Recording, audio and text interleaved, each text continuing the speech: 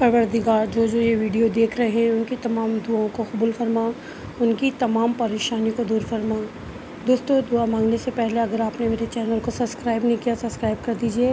Bell का button दबाना ना भूलें ताकि हमारी आने वाली वीडियो सबसे पहले आपको देखने के लिए मिले। मैंने कहा गुनाहगार हूँ मैंने कहा गुनाहगार हूँ मैं, रब ने कहा माफ़ कर दूँगा।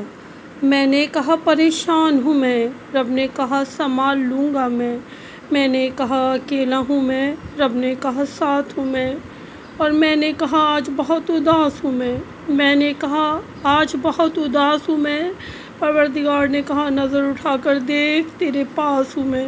हकीकत है कि परवरदिगार आलम हमारे हर वक्त पास है, चाहे दुनिया वाले हमें छोड़ दें मगर हमारा रब हमारे पास है। हम उससे दुआ करते परवरदिगार हमारी तमाम परेशानी को दूर फरमा दे, हमारी तमाम दीनी मुरादों को पूरा कर दे, हमारे गुनाह कबीरा सगीरा को माफ़ फरमा दे, हमारे मरूमीन के तमाम गुनाह कबीरा सगीरा को माफ़ फरमा दे। परवरदिगार आलम जिन जिन लोगों ने मुझसे दुआओं के लिए कहा है परवरदिगार उनकी दुआओं को कबूल फरमा, आमीन।